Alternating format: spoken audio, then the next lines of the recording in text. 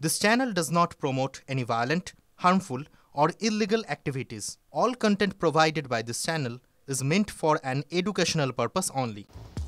আর SIR নিয়ে নির্বাচন কমিশনের কাজে যুক্ত রাজ্য সরকারি কর্মীদের হুঁশিয়ারি মুখ্যমন্ত্রীর। জরুরি ভিত্তিতে রাজ্যসভায় এই বিষয়ে আলোচনা চেয়ে আবার নোটিশ দিয়েছেন শ্রমিক ভট্টাচার্য।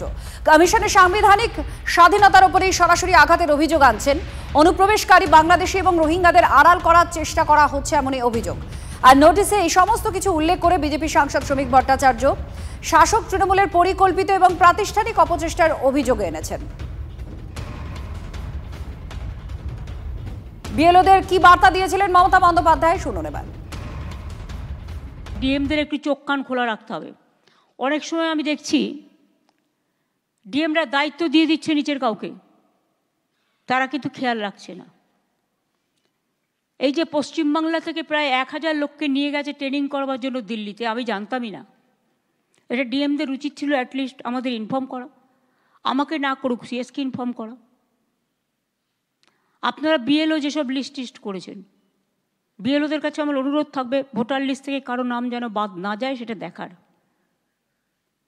মনে রাখবেন ইলেকশন কমিশন তার নোটিফিকেশান যখন হবে ডেট অফ ইলেকশন, তখন থেকে এটা ইলেকশন কমিশনের আন্ডারে যায়।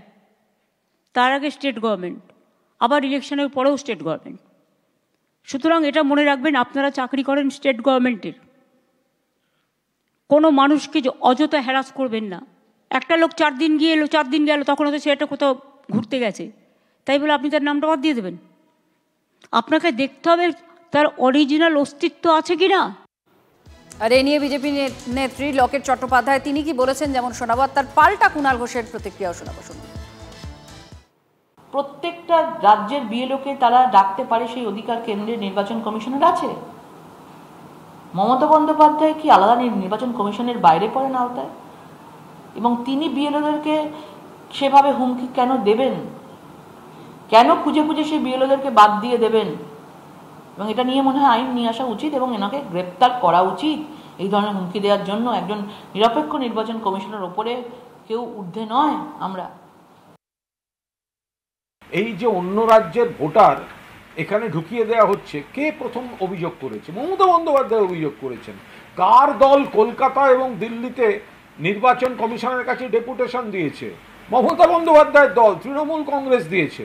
ফলে অতীতেও যেমন মমতা বন্দ্যোপাধ্যায় ভোটারদের সচিত্র পরিচয়পত্র দিতে হবে, ভুয়ো ভোটার বাতিল করতে হবে বলেছেন, আজও একইভাবে তিনি ভোটার লিস্ট নিখুঁত রাখতে হবে, বৈধ ভোটার রাখতে হবে, অন্য রাজ্য থেকে অবৈধ ভোটার রাখা যাবে না এবং বৈধ ভোটার কাউকে বাদ দেওয়া যাবে না।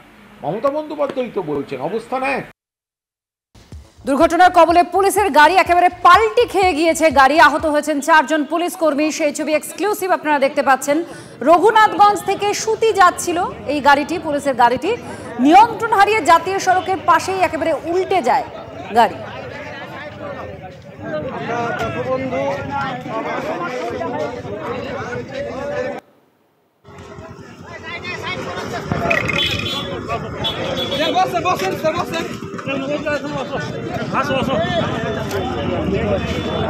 কৌশিক আমাদের প্রতিনিধির সঙ্গে আছেন। কৌশিক, কি খবর পাওয়া যাচ্ছে? যারা আহত হয়েছেন তাদের শারীরিক পরিস্থিতি কেমন আছে জানা গেছে? দেখো, এখনো পর্যন্ত যেটা জানা যাচ্ছে যে যারা আহত হয়েছেন তাদেরকে উদ্ধার করে ট্রাফিক পুলিশের পক্ষ থেকে উদ্ধার করে হাসপাতালে চিকিৎসার জন্য নিয়ে আসা হয়েছে। তারা কিছুটা হলেও স্থিতিশীল আছে এমনটা কিন্তু পুলিশ সূত্রে জানা গেছে। যখন রঘুনাথগঞ্জ থেকে ছুটির উদ্দেশ্যে যাচ্ছিল সেই সময় আয়রন এর কাছে কিন্তু এই গাড়িটি পাল্টি খেয়ে যায় এবং সেখানে গুরুতর জখম হয়। এটি জানা যাচ্ছে যে জঙ্গিপুর পুলিশ জেলা, যে মুর্শিদাবাদের জঙ্গিপুর পুলিশ জেলা আছে, সেই পুলিশ জেলারই গাড়ি। সেই গাড়িতে করে বেশ কয়েকজন পুলিশ কর্মী তারা যাচ্ছিলেন ছুটির উদ্দেশ্যে, সেই সময় এই দুর্ঘটনার কবলে পড়ে এবং যেটা জানা যাচ্ছে যে নিয়ন্ত্রণ হারিয়ে গেছে। এবং তাহলে কোথাও কি গতি ছিল গাড়ির, কি অত্যাধিক পরিমাণে গতি ছিল সেই প্রশ্ন কিন্তু উঠছে। যেখানে সাধারণ মানুষকে নিয়ন্ত্রণ করার কথা বলে পুলিশ প্রশাসন, সেই জায়গায় কি নিজেদের গাড়ি নিয়ন্ত্রণ হারিয়ে গেছিল? সেই কারণে এই দুর্ঘটনায় বেশ কিছু একাধিক প্রশ্ন উঠতে শুরু করেছে। তবে যে ঘটনায় যারা জখম হয়েছে তাদেরকে উদ্ধার করে চিকিৎসার জন্য হাসপাতালে নিয়ে আসা হয়েছে। তারা কিছুটা হলেও স্থিতিশীল রয়েছে, তবে গাড়ির যে সামনের অংশ সেটা কিন্তু ভেঙে গেছে এখনো পর্যন্ত যেটা জানা যাচ্ছে। ধন্যবাদ।